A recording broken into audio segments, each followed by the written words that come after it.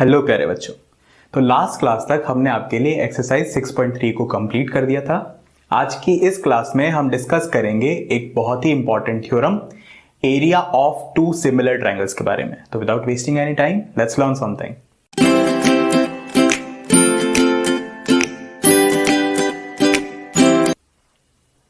बच्चों, इस थ्योरम पे बेस्ड अगली नेक्स्ट पूरी की पूरी एक्सरसाइज है, तो ध्यान से समझना जरूरी है। इस थ्योरम का बेस ये है कि हम बात करेंगे दो सिमिलर ट्रायंगल्स की, यानी कि ट्रायंगल हमारे पास दो होंगे और दोनों के दोनों सिमिलर होंगे, ये फॉर ग्रांटेड रहेगा। उसके बाद उन दो सिमिलर ट्रायंगल्स का एरिया जो है वो इक्वल्स टू होगा उनके जो प्रोपोर्शनल साइड है उनके स्क्वायर के, ये थ्योरम बोलती है। थ्योरम को एक बार पढ़ लेते हैं। The ratio of areas of two similar triangle. Triangle similar होने जरूरी है, अगर ट्रायंगल सिमिलर नहीं है तो हम उनके लिए थ्योरम को अप्लाई नहीं कर सकते। एरियाज का रेशियो सिमिलर ट्रायंगल के लिए इक्वल होगा किसके? Square of the ratio of their corresponding side. तो जो कॉरस्पॉन्डिंग साइड्स हैं इनके रेशियो के स्क्वायर के इक्वल होगा। अगर ये सिमिलर है तो ये कॉरस्पॉन्डिंग साइड सबकी इक्वल होगी ना, यानी कि अगर दो ट्रायंगल सिमिलर है, मान लीजिए हम एग्जांपल लेते हैं, triangle ABC similar to triangle PQR है, तो हम ये थ्योरम लगा सकते हैं और थ्योरम के हिसाब से एरियाज के लिए बात बोल सकते हैं। लेकिन अगर सिमिलर है तो हमें पता है कि इनकी कॉरस्पॉन्डिंग साइड का रेशियो तो इक्वल ही होगा। AB upon PQ would be equals to BC upon QR would be equals to CA upon RP, sorry would be equals to AB upon PQ, BC upon QR would be equals to AC upon PR। ये तो होगा ही अगर similar triangles है। और area जो होंगे वो इनके स्क्वायर के इक्वल होंगे, ये हमें प्रूव करना है। देखिए कैसे करते हैं। तो मैंने दो ट्रायंगल बना दिए ABC PQR, और A से मैंने BC पे एक एल्टीट्यूड डाला, परपेंडिकुलर डाला। इसी तरीके से P से मैंने QR पे एक परपेंडिकुलर डाला। तो एरिया ऑफ कोई भी ट्रायंगल क्या होता है? Half into base into perpendicular. तो आप बेस AB BC AC इसमें से किसी को भी बेस मान सकते हैं, लेकिन परपेंडिकुलर फिर वही होगा जो बेस के ऊपर 90 डिग्री एंगल डाल रहा है सामने वाले वर्टेक्स से। ये मैंने बेसिक्स में बताया था ट्रायंगल के, अगर प्रॉपर्टीज में आपको याद हो तो पहले हम लेते हैं कि BC हमारा बेस है। हम AB को भी बेस बना सकते हैं, AC को भी बेस बना सकते हैं। उसमें चेंज क्या हो जाएगा कि अगर आप मान लीजिए AC को बेस बना रहे हैं तो परपेंडिकुलर B से AC पे जाना चाहिए, बस इतना सा चेंज। तो अगर हमने BC को बेस बनाया तो परपेंडिकुलर AM हो जाएगा फॉर्मूला में, और इसी तरीके से PQR में अगर हमने QR को बेस बनाया तो परपेंडिकुलर PN हो जाएगा QR के ऊपर। तो हम एरिया के लिए फॉर्मूला लिख देते by formula, area of triangle ABC ये क्या होगा? हाफ इंटू बेस, बेस हमने लिया एक बार BC इंटू परपेंडिकुलर हो जाएगा हमारे पास AM, और बिल्कुल इसी तरीके से area of triangle PQR half into base, base हो जाएगा QR इंटू परपेंडिकुलर तो PN। ध्यान रखना है जो बेस बनाया है उसी के ऊपर परपेंडिकुलर आना चाहिए। चलिए तो ये हमने लिख दिया, इन दोनों का हमें रेशियो निकालना है। क्वेश्चन ने वही बोला था, तो area ABC divided by area PQR, इनका अगर हमें रेशियो निकालना है तो दोनों को डिवाइड कर देते। तो half into BC into AM divided by half into QR into PN। तो आप देखेंगे हाफ से हाफ कैंसिल आउट हो गया, यहां पे बचा BC upon QR into AM upon PN। देखिए BC और QR ये तो साइड ही है डायरेक्टली ट्रायंगल की।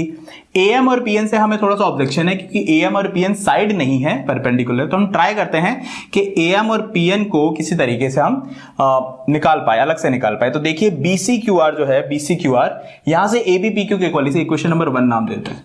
सिमिलर ट्रायंगल था इसीलिए मैंने यहां पे बोल दिया। तो मैं BCQR को AB अपॉन PQ लिख देता हूं, AB upon PQ into AM upon PN, AM upon PN, ये दोनों परपेंडिकुलर है।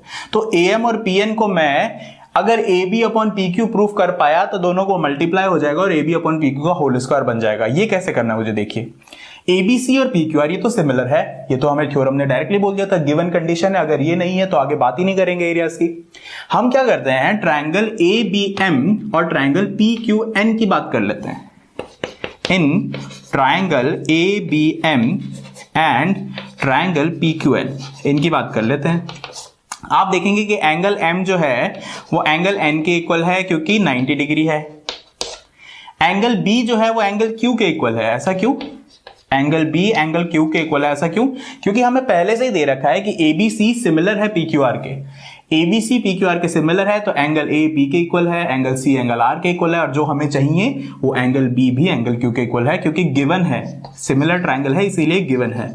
दो एंगल सिमिलर है, इसका मतलब तीसरा एंगल भी इक्वल होगा। इसका मतलब हम by using a criteria, angle angle angle criteria, हम बोल सकते हैं triangle ABM is similar to triangle PQN। ये हमने सिमिलर प्रूफ कर दिया। तो इसका बेनिफिट क्या हुआ? देखिए, सिमिलर प्रूफ करने के बाद आप रेशो निकाल रहे थे, तो सिमिलर प्रूफ करने के बाद यहां से आप बोल सकते हैं कि इनकी जो साइड है उनका प्रोपोर्शन भी इक्वल आएगा, कॉरस्पॉन्डिंग साइड का प्रोपोर्शनल। तो AB और PQ का हमें चाहिए AB अपॉन PQ। मैं यहां से कंटिन्यू कर रहा हूं इसको, यहां से ये किसके इक्वल आएगा? देखो, आपको AM और PN को हटाना था ना, तो यहां से आप लिख सकते हैं AM PN, AB upon PQ किसके इक्वल आ जाएगा? AM अपॉन PN के। तो यानी कि यहां पे आप AM अपॉन PN को AB अपॉन PQ लिख सकते हैं। डायरेक्टली यहां पे आ जाता हूं मैं, areas of ABC divide by area of PQR। AB upon PQ तो ऑलरेडी पढ़ा था, इनटू AM अपॉन PN को मैंने यहां से रिप्लेस करके लिख दिया AB अपॉन PQ, यानी कि यहां से मेरे पास आ गया AB अपॉन PQ का होल स्क्वायर। अब ये तो सिर्फ एक वाला पार्ट हुआ है, देखिए एक पार्ट कंप्लीट हुआ है। दूसरा पार्ट अगर आपको करना है जिसमें आपको BCQR को दिखाना है, तो अब की बार आपको B वर्टेक्स से परपेंडिकुलर डालना होगा AC पे। तो आपका बेस AC हो जाएगा, परपेंडिकुलर ही हो जाएगा। बिल्कुल इसी तरीके से Q से आपको डालना है PR पे, तो आपका परपेंडिकुलर ये, बेस ये, सेम फॉर्मूला लगाना है और रिप्लेस कर देना है जो भी आप लेंगे। चलिए इसको Q ले लीजिए, इसको x ले लीजिए, इसको y, तो bx और qy ये जो एल्टीट्यूड है इसको रिप्लेस कर देना इस तरीके से सिमिलर ट्रायंगल प्रूफ करके, और PCQR के लिए निकल जाएगा। CARP का स्क्वायर निकालना है तो C से डालना पड़ेगा परपेंडिकुलर और यहां से R से। तो सेम तरीके से तीनों पार्ट के लिए हम सॉल्व कर सकते हैं। बहुत ही इंपॉर्टेंट थ्योरम है, डायरेक्टली याद रखनी है कि अगर ट्रायंगल सिमिलर है तो हम उनके कॉरस्पॉन्डिंग साइड के स्क्वायर के इक्वल लिख सकते हैं एरियाज के रेशियो को। चलिए एक एग्जांपल करते हैं। तो बच्चों नेक्स्ट एग्जांपल को देखते हैं। एग्जांपल कहता है कि द गिवन फिगर गिवन है आपको, line segment XY is parallel to AC। बहुत हेल्पफुल होने वाला है। आगे बढ़ते हैं। ट्रायंगल ABC को डिवाइड करता है दो इक्वल एरियाज में, मतलब ये जो छोटा वाला एरिया है BXY एरिया, ये इक्वल है ये जो एरिया बन रहा है XYCA एरिया के। तो यहां से आप एक चीज निकाल सकते हैं कि एरिया ऑफ बड़ा वाला ट्रायंगल ABC क्या होगा। देखिए ये वन पार्ट है, ये भी वन पार्ट, दोनों इक्वल है, तो जो बड़ा वाला पार्ट होगा 1 + 1 2 हो जाएगा ना। तो ये 2 टाइम्स ऑफ छोटा वाला part, 2 times of area of XBY ये होगा। तो ये हमने यहां से कंक्लूड कर लिया। अगर क्वेश्चन ने हमें बोल दिया है कि दो इक्वल एरियाज में डिवाइड करता है, बड़े वाले एरिया को छोटे वाले ट्रायंगल के एरिया के साथ कंपेयर किया। चलिए आगे बढ़ते हैं। Find out this ratio AX upon AB निकालना है। तो हमें ये तो पता लग गया क्वेश्चन पढ़ के। उसके बाद हम क्या करते हैं, दो ट्रायंगल को लेते हैं। In triangle XBY and triangle ABC, इन दो ट्रायंगल्स को कंपेयर करके सिमिलर प्रूफ करने की ट्राई करते हैं, ताकि कुछ रेशियो का कुछ हम यूज कर सकें। ये जो एरियाज का रेशियो है इसे हम कुछ यूज कर सकें। चलिए, तो दो ट्रायंगल है XBY, उसमें आप देख सकते हैं अगर ये पैरेलल है तो एक ही लाइन, एक ही स्ट्रेट लाइन दो पैरेलल लाइन को काटती है तो इक्वल एंगल पे काटेगी। ये एंगल इक्वल, ये एंगल भी इक्वल, और ये तीसरा एंगल तो कॉमन आ जाएगा। तो तीनों एंगल इक्वल आ जाएंगे। डायरेक्टली लिख देते हैं angle X is equal to angle A है। क्यों? क्योंकि parallel line intersected by a straight line, intersected by straight line, ये रीजन है। इसी तरीके से एंगल Y भी इक्वल है एंगल C के, सेम रीजन है, और दो एंगल इक्वल आ गए, तीसरा भी इक्वल हो गई, वैसे भी कॉमन दिख रहा है। A क्राइटेरिया से कह सकते हैं कि ट्रायंगल XBY सिमिलर होगा ट्रायंगल ABC के।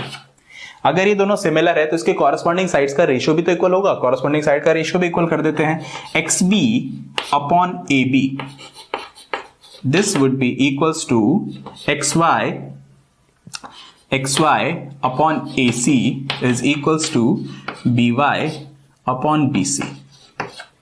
कॉरस्पॉन्डिंग साइड का रेशियो इक्वल आ गया।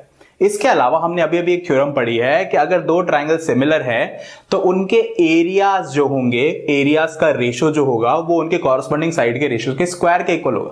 कॉरस्पॉन्डिंग साइड का जो रेशियो उसके स्क्वायर के इक्वल होगा एरियाज का रेशियो। और हम पहले देख चुके हैं कि इनका जो एरिया है, हमने देखा आपने कि वो दो ट्रायंगल ही क्यों लिए, ये ट्रायंगल और बड़ा ट्रायंगल क्यों लिया, इन्हीं को सिमिलर प्रूफ किया। और यहां से हम बोल सकते थे इनिशियल इनपुट से कि बड़े वाले का एरिया, ट्रायंगल का एरिया डिवाइडेड बाय छोटे वाले का जो एरिया आएगा उसका रेशियो 2 आएगा। ये तो हमें क्वेश्चन नहीं कह दिया था। यहां से हम थ्योरम लगा के भी बोल सकते हैं कि अगर दोनों ट्रायंगल सिमिलर है तो हम बोल सकते हैं कि इन दोनों का जो एरिया है उसका रेशियो, एरियाज का रेशियो किसके इक्वल आएगा, कॉरस्पॉन्डिंग साइड के स्क्वायर के इक्वल। तो वैसे तो तीनों का स्क्वायर में से किसी का भी कर सकते हो, हम X B upon A B लेते हैं क्योंकि वैसा ही कुछ फॉर्म हमें चाहिए।